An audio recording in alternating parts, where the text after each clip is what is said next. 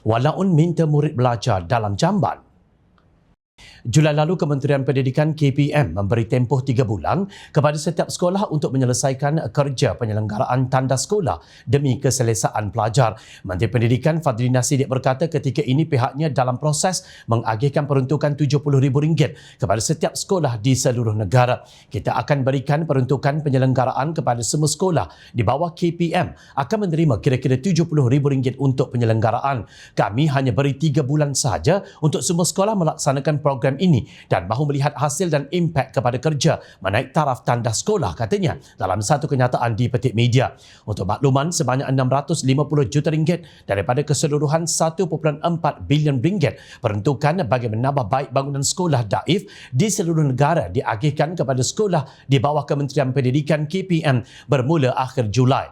Ia termasuk perbelanjaan membaiki kemudahan tandas yang sentiasa menjadi keutamaan sekaligus memberikan keselesaan kepada pelajar dan semangat untuk mereka hadir ke sekolah. Pasukan Petugas Khas Reformasi Sektor Awam STAR di bawah Ketua Setiausaha Negara KSN akan memastikan pelaksanaan bagi baik pulih bangunan daif di sekolah disegerakan. Daripada jumlah itu, setiap sekolah peroleh RM70,000 untuk penyelenggaraan kecil termasuk tandas. Sebab itu juga merupakan antara fokus Perdana Menteri Datuk Seri Anwar Ibrahim. Sebagai bukti apa yang dikatakan di Kota Kerajaan Madani, tandas di sebuah sekolah di Sekolah Kebangsaan Air Hitam Labu, Kampar meraih perhatian ramai kerana kelihatan sangat cantik seperti di hotel setelah diubah suai dan diperbaiki untuk keselesaan pelajar. Menerusi perkongsian seorang pengguna di laman X, transformasi tersebut dibuat menggunakan peruntukan oleh Kementerian Pendidikan KPM sebanyak RM70,000. Jika anda melihat gambar tandas yang dimaksudkan itu, tentu anda semua terkesima dengan kecantikan yang terhasil dengan bajet yang diberikan. Kalau sebelum ini Tan Sri Mahyadin Mak Yassin renovate kediaman rasmi Perdana Menteri ketika pentadbirannya sehingga mencecah RM38 juta, PMX pula menggunakan jumlah yang sama untuk membaik pulih tandas di 542 buah sekolah.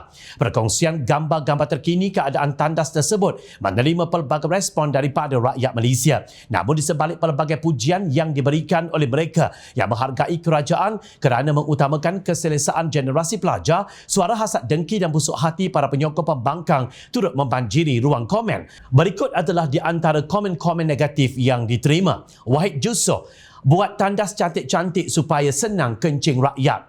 Jid Aris pula, projek perindahkan rumah setan, kecoh dan bangga macam bina masjid, bina rumah anak yatim. Madi pula menulis, boleh tidur dalam jamban dah lepas ini. Salmizu Azwan pula, RM70,000 untuk tandas. Rumah sebiji dah boleh siap dengan RM70,000 itu.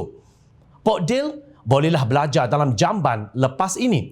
Demikian antara komen para walaun yang busuk hatinya dengan kejayaan dan kesungguhan pihak kerajaan dalam memberi keselesaan para pelajar yang juga terdiri daripada anak-anak mereka. Kelihatannya apa sahaja yang dibuat oleh pihak kerajaan tidak kena di mata mereka. Kenapa? Kerana gila meroyan para pemimpin Perikatan Nasional dan para pengikutnya makin teruk dan tidak akan tersembuh lagi. Bukankah di dalam Islam apabila kita mempelajari ilmu ibadah atau fiqh, Allah menyeru kita untuk memahami ilmu taharah atau kebersihan terlebih dahulu. Barulah kita diajar tentang solat, puasa dan lain-lainnya. Namun kenapa mereka yang meraung kononnya memperjuangkan Islam bising dengan usaha murni yang dituntut agama? Mungkin KPM wajar untuk mempelajari bagaimana PAS menguruskan sekolah, mahat tahfiz dan tadika pasti dengan bangunan yang ala kadar dan tidak seberapa. Tandas tidak terurus, masuk saja kawasan sekolah, bau tandas melantun hinggap ke hidung. Tidak mengapa, para asatizah PAS boleh menutup hidung mereka dengan niqab atau dengan ekor serban mereka. Buat apa hendak dibazirkan duit rakyat untuk memperbaiki tandas atau jamban sekolah? Bukankah lebih baik digunakan untuk sedekah pengundi ketika pilihan raya agar pengundi dapat mengundi calon PAS seperti yang berlaku di Kuala Terengganu dan Kemaman? Tidak begitu, para walaun. Patutlah pembangkang selalu memakai hamun, menyebar fitnah dan bercakap lucah. Rupanya kotor hati mereka sekotor jamban yang dikatakan rumah setan.